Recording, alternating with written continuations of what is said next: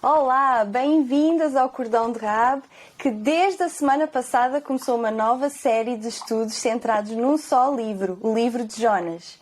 Vamos seguir passo a passo essa narrativa profética e histórica tão desconsiderada por uma boa parte da Igreja. Sim, realmente, para muitas pessoas continua a ser apenas uma historinha para crianças, não é? O poder extraordinário de Deus, que também é revelado aqui neste livro, continua a ser um empecilho para a fé, infelizmente. Vamos estudar?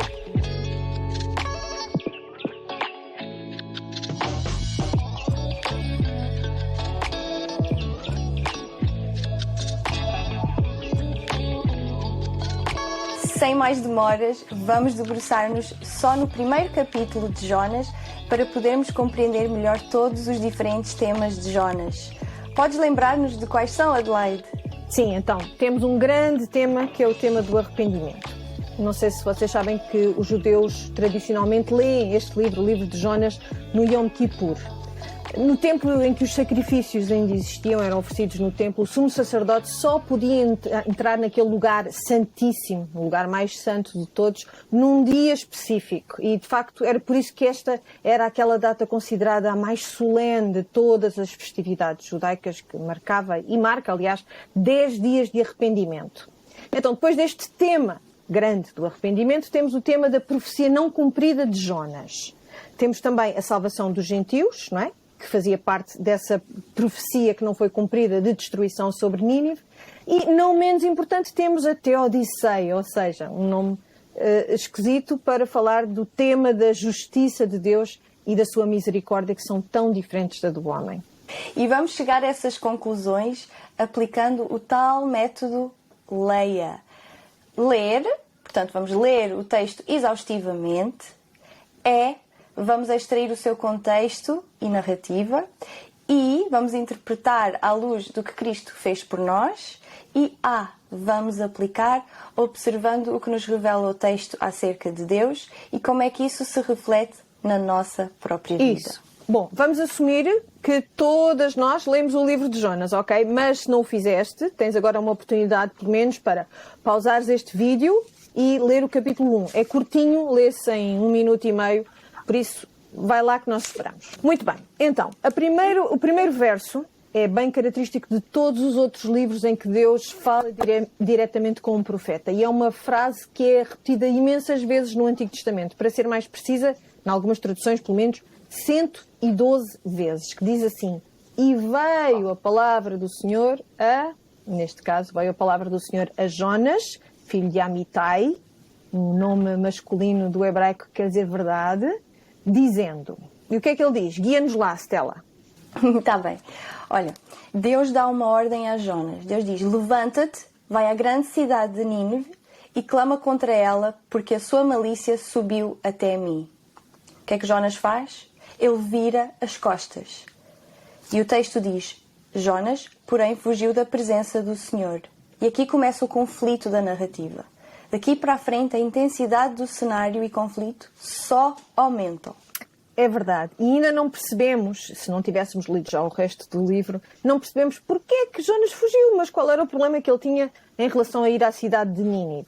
Bom, se avançarmos um pouquinho para o versículo 4, vemos desde logo aqui um tema também recorrente no livro a surgir, a vir ao de cima, que é Deus a revelar-se como o Senhor dos elementos. Não é? Isto também nos lembra o episódio em que Jesus acalmou a tempestade. Quem é este que até os ventos e o mar obedecem à sua palavra? Bem, é este mesmo. Então aqui vemos Deus a revelar-se como Senhor de todos os elementos, alguém que tem o controle sobre toda a criação, que é, podemos dizer, se calhar, um subtema de Jonas. E então, com esse controle de Deus, ele envia uma violenta tempestade que atemoriza os experientes marinheiros de tal maneira que eles começam a clamar cada um ao seu Deus, não é?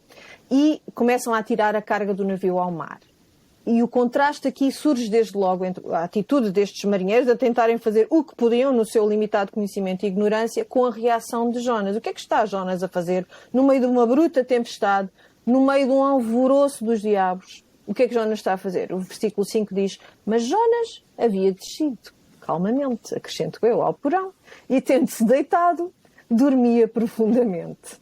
Aqui vemos o desenho da estrutura do livro a intensificar-se nestes clímaxes e anticlímaxes sucessivos que vamos reconhecendo conforme vamos juntas avançar aqui nesta história de Jonas.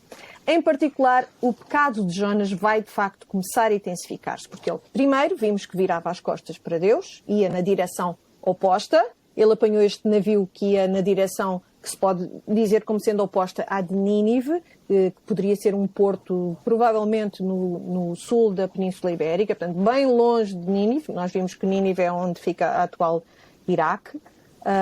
E ele então vira as costas a Deus, vai na direção oposta, primeiro. Agora faz pior. Desce ao porão e dorme sossegadinho como se nada estivesse a acontecer.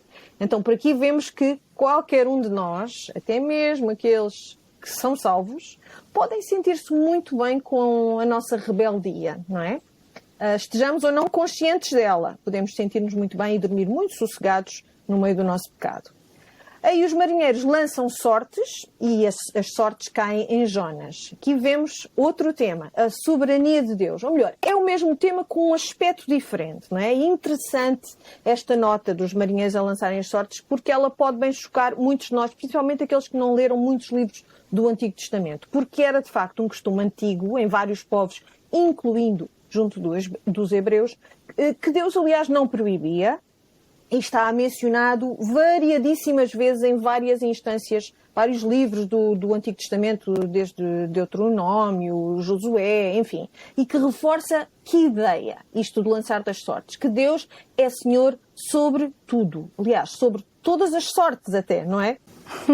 Sim, olha, agora não vão correr à papelaria comprar uma raspadinha. Oh, pai, eu queria não é esse o ponto, ok? Já. Não é esse o ponto, não é? Não. O ponto é, Deus governa tudo o que existe no céu e na terra. Ao que desenrola uma sequência de perguntas sobre quem é Jonas, e aqui na resposta de Jonas atingimos o ponto alto, ou o clímax da narrativa. No versículo 9 diz: Eu sou hebreu e temo ao Senhor, o Deus do céu, que fez o mar e a terra seca. Para que a tempestade se acalme, Jonas então sugere aos marinheiros que o lancem ao mar.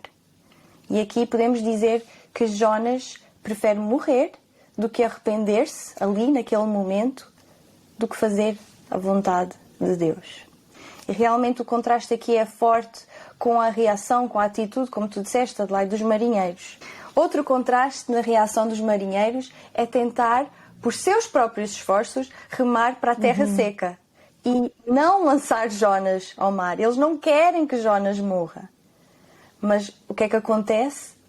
O mar ficava cada vez mais violento. É verdade. Nada funcionava, não é? Eles sacrificavam aos seus deuses, eles lançavam carga ao mar, que era o único recurso que existia num barco quando estas tempestades aconteciam. Eles tentaram de tudo. Aliás, este é o comentário do Stuart Olyott, no tal livro que eu tenho em Kindle, mas que tu tens aí o livro físico, não é? O livro sobre Jonas, que nós comentámos na semana passada e que recomendámos como apoio aqui ao nosso estudo. É um apoio interessante.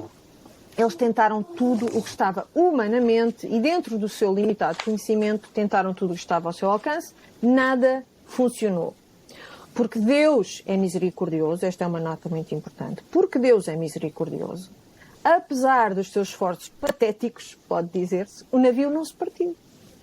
Eles só fizeram disparates, nada do que eles faziam estava a acalmar a tempestade, mas Deus preservou aquele navio, guardou aquele navio, não é? E isto pode levar-nos à inferência de que Deus, os planos dele, cumprir-se-ão independentemente de nós. Um tema muito importante no livro de Jonas, não é? E então chegamos à resolução desta narrativa, no versículo 14 e versículo 15. Os marinheiros, então, clamaram ao Senhor e disseram: Ah, Senhor, nós te rogamos, não pereçamos por causa da vida deste homem, e não ponhas sobre nós o sangue inocente, porque tu, Senhor, fizeste como te aprouve. E aqui os gentios reconhecem a soberania do Senhor. Versículo 15. E levantaram Jonas e o lançaram ao mar, e cessou o mar da sua fúria. O comentário de Stuart Olyott diz: os marinheiros sabem que a ira de Deus só pode ser aplacada por uma vida sendo sacrificada em lugar de outros. Adelaide, qual é a surpresa desta narrativa? A surpresa é a salvação dos marinheiros. Aqui deparamos-nos com a mudança drástica e dramática da vida dos primeiros pagãos no livro de Jonas, os marinheiros no barco. Deus salva e transforma a vida deles através da sua imensa graça. O cenário inicial que nós vimos, que só crescia, que só aumentava, o violento temporal de julgamento, transforma-se num novo cenário de calmaria que aponta para a misericórdia de Deus. Um novo recomeço, tanto para estes marinheiros, mas também para Jonas. É verdade. E reparem mais uma vez, não é? Nós parece que que estamos também nós nestas ondas a subir e a descer com estes clímax, estes anticlímax, este sobe e desce, que é um pouco o percurso de toda esta narrativa, não é? De chato, este livro não tem nada. Nos versículos 16 e 17 da Almeida Revista e Atualizada, vemos um novo cenário. Vemos que os marinheiros temem e oferecem sacrifícios ao Senhor e fazem votos. Como tu disseste, a conversão dos pagãos. Este missionário relutante, que não queria levar a mensagem àquela gente, porque nem entendia que não estava certo, não é? Aqui vemos que, de facto, eles experimentamos essa primeira conversão, como tu disseste. E o recomeço para Jonas, onde é que vai acontecer este recomeço? E é mesmo o último versículo do capítulo 1.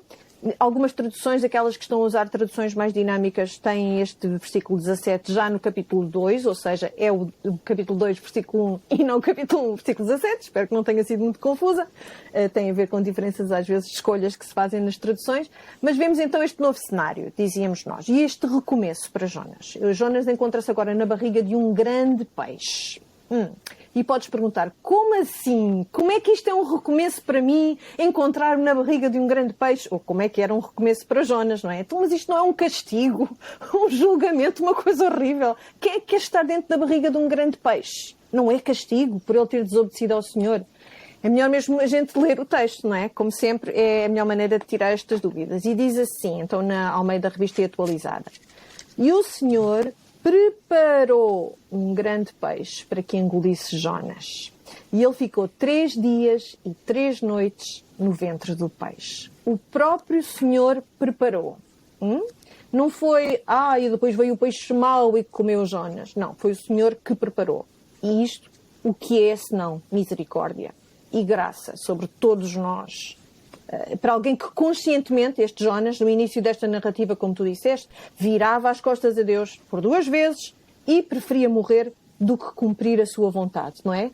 E logo aqui também, nesta segunda porção do versículo 17, que diz que ele ficou 3 dias e 3 noites no ventre do peixe, esta é a conexão que o próprio Cristo, o próprio Jesus faz, e nós mencionámos isto no nosso primeiro vídeo deste estudo, em Mateus 12, 38, e não só. Há um outro evangelho que agora não me ocorre, mas que também vem reforçada esta ideia de que Jesus fazia esta ligação entre este sinal que receberiam as pessoas de que estamos aqui a falar de um melhor Jonas, não é? Quando estudámos juntas Gênesis e Êxodo, vimos como Jesus é um melhor Moisés, Jesus é um melhor Abraão e Jesus é um melhor Jonas.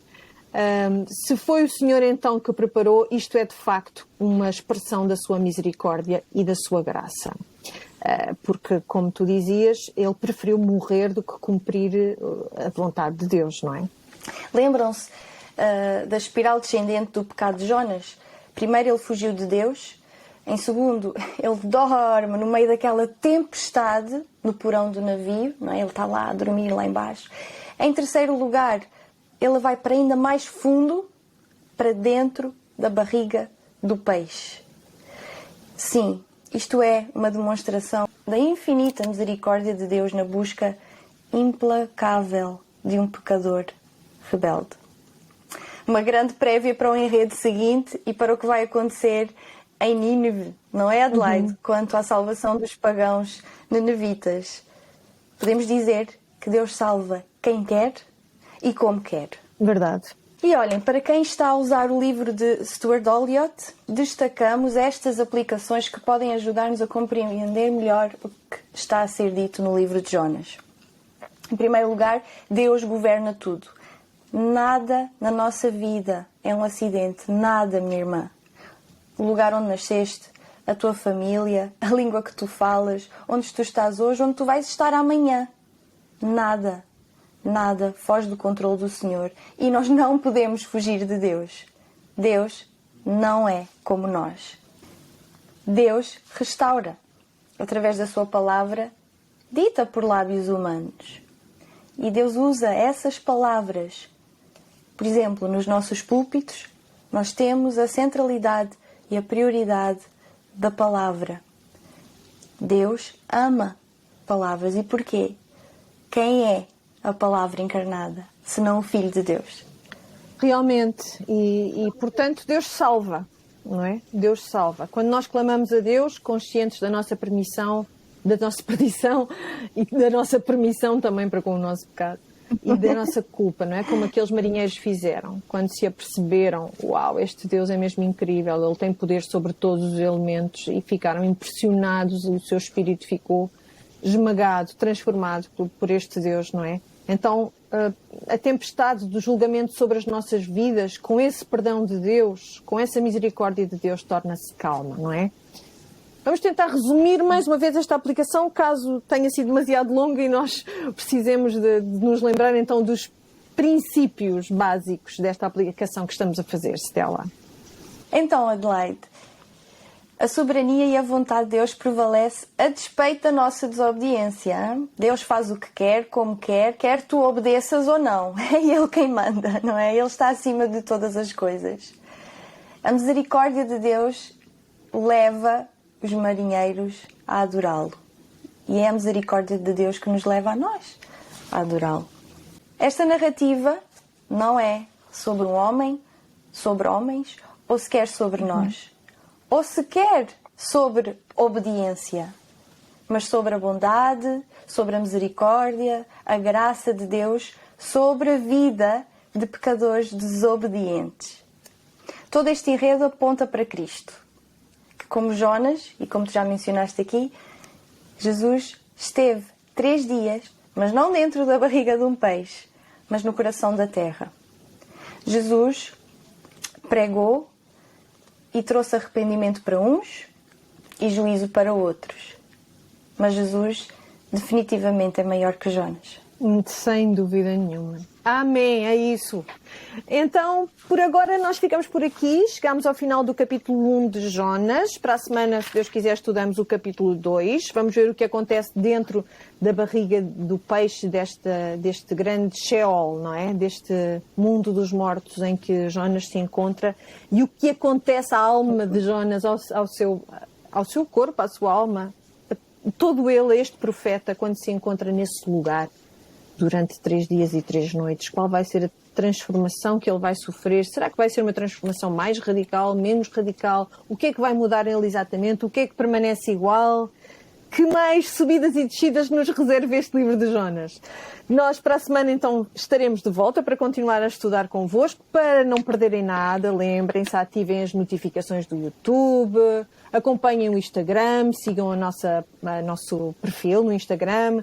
Cliquem no sininho, não se esqueçam do YouTube para não perderem nada. Até lá, partilhem o vídeo, ponham um like, subscrevam o canal do YouTube, deixem comentários, deixem sugestões, deixem as vossas perguntas. Não percam este estudo do livro de Jonas. Nós ficamos aqui à espera. Deus vos abençoe. Até breve, aqui no Cordão de Rabo. Tchau.